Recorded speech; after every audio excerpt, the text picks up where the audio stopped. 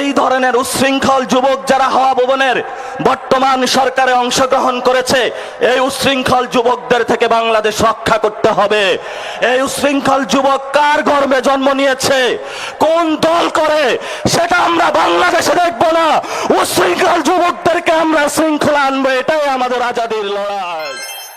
যেই দলটি গত 17 বছর লড়াই করেছিল বাংলাদেশে গণতন্ত্র কায়েমের জন্য, তারা এই 24-এর গণ অভ্যুত্থানের পরে ইলেকশন ইঞ্জিনিয়ারিং এর মাধ্যমে এই গণতন্ত্রকে তারা নিজে গলা টিপে বাংলাদেশের বুকে হত্যা করলো।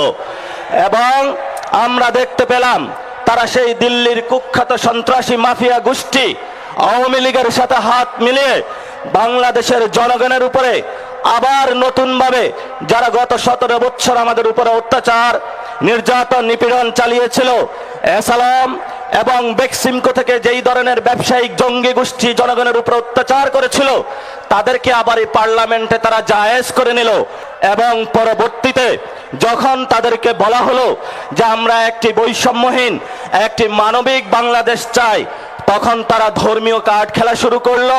মুক্তিযুদ্ধের ভুয়া কার্ডের আশ্রয় নিয়ে দিল্লির সাথে তাল মিলিয়ে নতুনভাবে যারা বাংলাদেশের পার্লামেন্টে এবং জনগণে মাঠে প্রান্তরে রয়েছে তাদেরকে বাংলাদেশ বিরোধী আখ্যা দিতে শুরু করলো। আমি তারেক রহমানকে অনুরোধ করব, আপনার বাপ কখনো মুজিববাদী লোক ছিল না, আপনার মা কখনো মুজিববাদী লোক ছিল না, কিন্তু আপনি নব্য করে মুজিববাদের পাহারা হয়েছেন।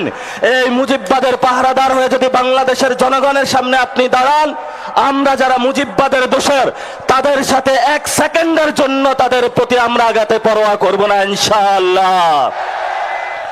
প্রিয় সালাউদ্দিন ভাই, আপনি আজকে বললেন আওয়ামী লীগ নাকি একটা মাফিয়া গোষ্ঠী।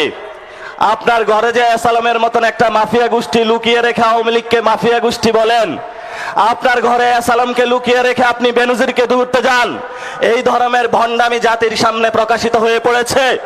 এবং আপনি সংবিধানের আশ্রয় নিয়ে বাংলাদেশের জনগণকে বোকা বানানোর যে প্রচেষ্টা নিয়েছিলেন, সেটা আমরা হাতে কলমে দেখিয়েছি যে আপনি আবু জাহেলের মতন সংবিধানের আশ্রয় নিয়ে বাংলাদেশের মুক্তিকামী জনতার যে ঐতিহাসিক লড়াই, সেই লড়াইকে আপনি অস্বীকার করেছেন।